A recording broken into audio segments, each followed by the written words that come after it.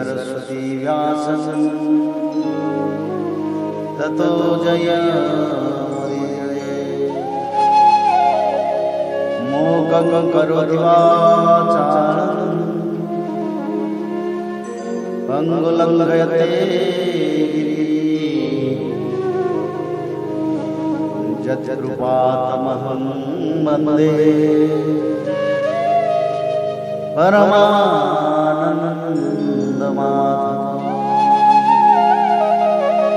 माधवो माधवो वाक्यं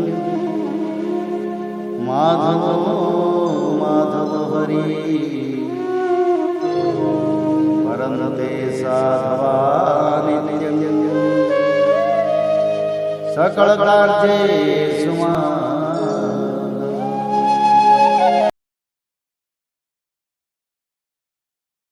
अथ अष्टमो अध्याय। अवधूत उपाख्यान। अजगर से लेकर पिंगला तक 9 गुरुओं की कथा।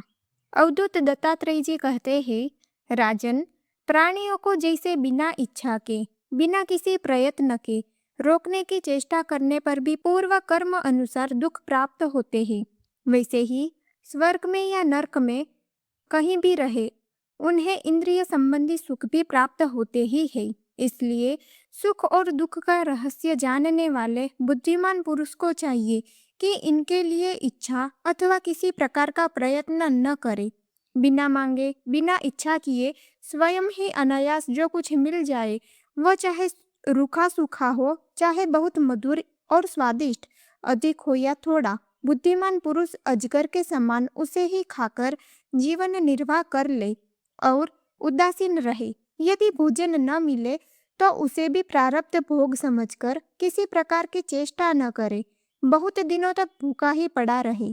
उसे चाहिए कि अजगर के समान केवल प्रारब्ध के अनुसार प्राप्त हुए भोजन में ही संतुष्ट रहे। उसके शरीर में मनोबल, इंद्रिय बल और देह बल तीनों हो तब भी वह निश्चेष्ट ही रहे। निद्रा रहित होने पर भी सोया हुआ सा रहे और कर्मेंद्रियों के होने पर भी उनसे कोई चेष्टा न करे। राजन, मैंने अजगर से यही शिक्षा ग्रहण की है। समुद्र से मैंने यह सीखा है कि साधक को सर्वदा प्रसन्न और गंभीर रहना चाहिए। उसका भाव अथाह, अपार और असीम होना चाहिए तथा किसी भी निमित्त से उसे क्षोभ न होना चाहिए। उसे ठीक वैसे ही रहना चाहिए जैसे ज्वार भाटे और तरंगों से रहित शांत समुद्र। देखो, समुद्र वर्षा ऋतु में नदियों की बाढ़ के कारण बढ़ता नहीं और न ग्रीष्म ऋतु में घटता ही है। वैसे ही भगवत परायण साधक को भी सांसारिक पदार्थों की प्राप्ति से प्रफुल्लित न होना चाहिए और न उनके घटने से उदास ही होना चाहिए। राजन, मैंने पतंगे से यह शिक्षा ग्रहण की है कि जैसे वह रूप पर मोहित होकर आग में कूद पड़ता है और जल मरता है, वैसे ही अपनी इंद्रियों को वश में न रखने वाला पुरुष जब स्त्री को देखता है तो उसके हाव भाव पर लट्टू हो जाता है और घोर अंधकार में नरक में गिरकर अपना सत्यानाश कर लेता है। सचमुच स्त्री देवताओं की वह माया है जिससे जीव भगवान या मोक्ष की प्राप्ति से वंचित रह जाता है। जो मूड कामिनी, कंचन, गहने, कपड़े आदि नाशवान मायिक पदार्थों में फंसा हुआ है और जिसकी संपूर्ण चित्त वृत्ति उनके उपभोग के लिए ही लालायित है, वह अपनी विवेक बुद्धि खोकर पतंगे के समान नष्ट हो जाता है। राजन, सन्यासी को चाहिए कि गृहस्थों को किसी प्रकार का कष्ट न देकर भौरे की तरह अपना जीवन निर्वाह करे। वह अपने शरीर के लिए उपयोगी रोटी के कुछ टुकड़े कई घरों से मांग ले। जिस प्रकार भौरा विभिन्न पुष्पों से, चाहे वे छोटे हो या बड़े, उनका सार संग्रह करता है, वैसे ही बुद्धिमान पुरुष को चाहिए कि छोटे बड़े सभी शास्त्रों से उनका सार, उनका रस निचोड़ ले। राजन, मैंने मधुमक्खी से यह शिक्षा ग्रहण की है कि सन्यासी को सायंकाल अथवा दूसरे दिन के लिए भिक्षा का संग्रह न करना चाहिए। उसके पास भिक्षा लेने को कोई पात्र हो तो केवल हाथ, और रखने के लिए कोई बर्तन हो तो पेट। वह कहीं संग्रह न कर बैठे, नहीं तो मधुमक्खियों के समान उसका जीवन ही दुभर हो जाएगा। यह बात खूब समझ लेनी चाहिए कि सन्यासी सवेरे शाम के लिए किसी प्रकार का संग्रह न करे। यदि संग्रह करेगा तो मधुमक्खियों के समान अपने संग्रह के साथ ही जीवन भी गंवा बैठेगा। राजन, मैंने हाथी से यह सीखा कि सन्यासी को कभी पेड़ से भी काठ की बनी हुई स्त्री का भी स्पर्श न करना चाहिए। यदि वह ऐसा करेगा तो जैसे हथिनी के अंग संग से हाथी बंध जाता है, वैसे ही वह भी बंध जाएगा। विवेकी पुरुष किसी भी स्त्री को कभी भी भोग्य रूप से स्वीकार न करे, क्योंकि यह उसकी मूर्तिमती मृत्यु है। यदि वह स्वीकार करेगा तो हाथियों से हाथी की तरह अधिक बलवान अन्य पुरुषों के द्वारा मारा जाएगा। मैंने मधु निकालने वाले पुरुष से यह शिक्षा ग्रहण की है कि संसार के लोभी पुरुष बड़ी कठिनाई से धन का संचय तो करते रहते हैं, किंतु वह संचित धन न किसी को दान करते हैं और न स्वयं उसका उपभोग ही करते हैं।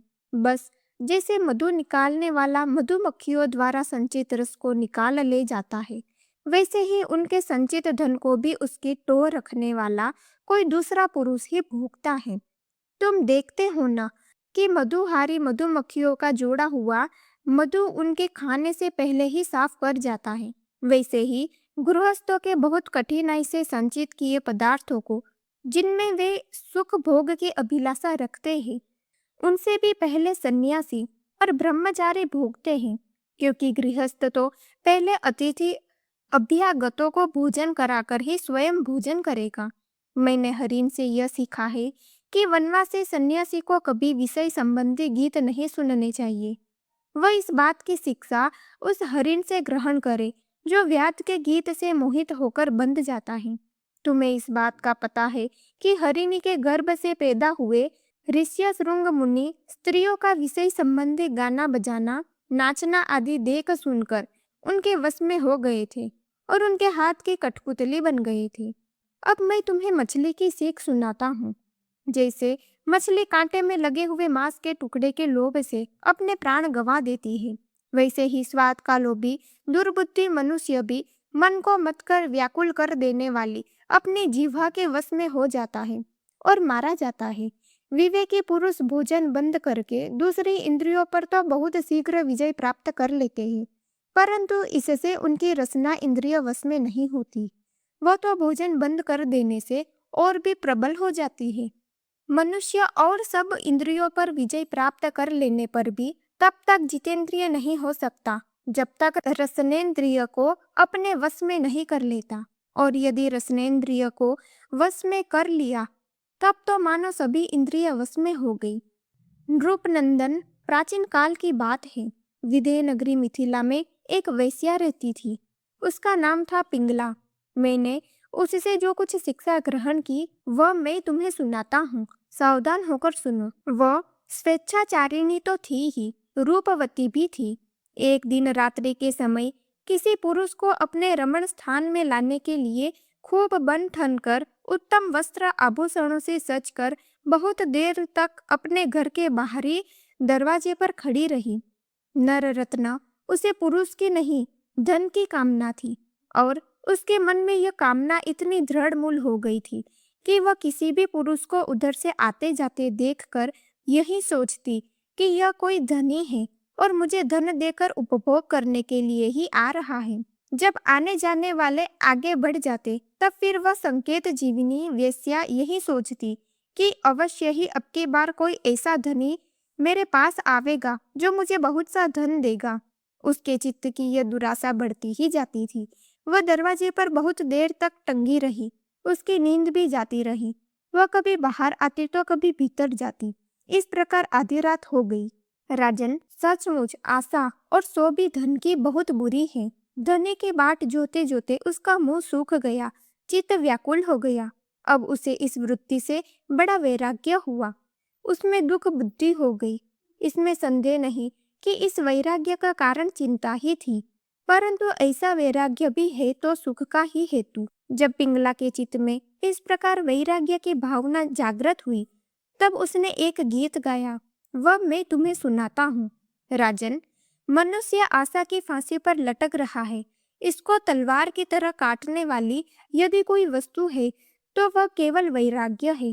प्रिय राजन, जिसे वैराग्य नहीं हुआ है, जो इन बखेड़ों से उबा नहीं है, वह शरीर और इसके बंधन से उसी प्रकार मुक्त नहीं होना चाहता जैसे अज्ञानी पुरुष ममता छोड़ने की इच्छा भी नहीं करता। पिंगला ने यह गीत गाया था, हाय हाय मैं इंद्रियों के अधीन हो गई, भला मेरे मुंह का विस्तार तो देखो, मैं इन दुष्ट पुरुषों से जिनका कोई अस्तित्व ही नहीं है विषय सुख की लालसा करती हूँ। कितने दुख की बात है, मैं सचमुच मूर्ख हूँ। देखो तो सही, मेरे निकट से निकट हृदय में ही मेरे सच्चे स्वामी भगवान विराजमान है। वे वास्तविक प्रेम, सुख और परमार्थ का सच्चा धन भी देने वाले हैं। जगत के पुरुष अनित्य है और वे नित्य है। हाय हाय, मैंने उनको तो छोड़ दिया और उन तुच्छ मनुष्यों का सेवन किया जो मेरी एक भी कामना पूरी नहीं कर सकते। उल्टे दुख, भय आदि व्याधि, शोक और मोह ही देते हैं। यह मेरी मूर्खता की हद है कि मैं उनका सेवन करती हूँ। बड़े खेद की बात है, मैंने अत्यंत निंदनीय आजीविका वेश्यावृत्ति का आश्रय लिया और व्यर्थ में अपने शरीर और मन को क्लेश दिया, पीड़ा पहुंचाई। मेरा यह शरीर बिक गया है। लंपट, लोभी और निंदनीय मनुष्यों ने इसे खरीद लिया है और मैं इतनी मूर्ख हूँ कि इस शरीर से धन और रति सुख चाहती हूँ। मुझे धिक्कार है। यह शरीर एक घर है, इसमें हड्डियों के टेढ़े तिरछे बांस और खंभे लगे हुए हैं। चाम, रोए और नाखूनों से ये छाया गया है।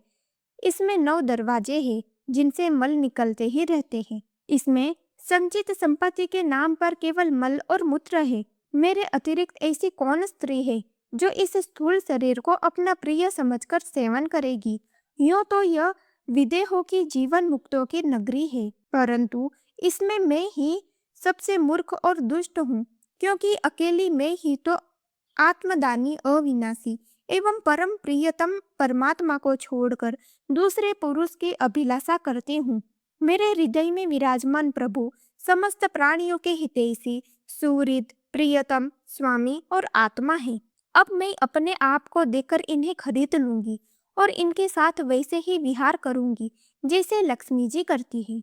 मेरे मूर्ख चित्त, तू बतला तो सही, जगत के विषय भोगों ने और उनको देने वाले पुरुषों ने तुझे कितना सुख दिया है। अरे वे तो स्वयं ही पैदा होते और मरते रहते हैं। मैं केवल अपनी ही बात नहीं कहती, केवल मनुष्यों की भी नहीं, क्या देवताओं ने भी भोगों के द्वारा अपनी पत्नियों को संतुष्ट किया है। वे बेचारे तो स्वयं काल के गाल में पड़े पड़े करहा रहे हैं। अवश्य ही मेरे किसी शुभ कर्म से विष्णु भगवान मुझ पर प्रसन्न है, तभी तो दुराशा से मुझे इस प्रकार वैराग्य हुआ है। अवश्य ही मेरा यह वैराग्य सुख देने वाला होगा। यदि मैं मंदभागिनी होती तो मुझे ऐसे दुख ही न उठाने पड़ते जिससे वैराग्य होता है। मनुष्य वैराग्य के द्वारा ही घर आदि के सब बंधनों को काट कर शांति लाभ करता है। अब मैं भगवान का यह उपकार आदर पूर्वक सिर झुकाकर स्वीकार करती हूँ और विषय भोगों की दुराशा छोड़कर उन्हीं जगदीश्वर की शरण ग्रहण करती हूँ। अब मुझे प्रारब्ध के अनुसार जो कुछ मिल जाएगा उसी से निर्वाह कर लूंगी और बड़े संतोष तथा श्रद्धा के साथ रहूंगी। मैं अब किसी दूसरे पुरुष की ओर न ताक कर अपने हृदयेश्वर आत्मस्वरूप प्रभु के साथ ही विहार करूंगी। यह जीव संसार के कुएं में गिरा हुआ है। विषयों ने इसे अंधा बना दिया है। काल रूपी अजगर ने इसे अपने मुंह में दबा रखा है और भगवान को छोड़कर इसकी रक्षा करने में दूसरा कौन समर्थ है। जिस समय जीव समस्त विषयों से विरक्त हो जाता है उस समय वह स्वयं ही अपनी रक्षा कर लेता है। इसलिए बड़ी सावधानी के साथ यह देखते रहना चाहिए कि सारा जगत काल रूपी अजगर से ग्रस्त है। अवधूत दत्तात्रेय जी कहते हैं, राजन, पिंगला वेश्या ने ऐसा निश्चय करके अपने प्रिय धनियों की दुराशा, उनसे मिलने की लालसा का परित्याग कर दिया और शांत भाव से जाकर वह अपनी सेज पर सो रही। सचमुच आशा ही सबसे बड़ा दुख है और निराशा ही सबसे बड़ा सुख है, क्योंकि पिंगला वेश्या ने जब पुरुष की आशा त्याग दी तभी वह सुख से सो सकी। इति श्रीमद् भागवते महापुराणे पारमहंस्यां संहितायां एकादश स्कंदे अष्टमो अध्यायः।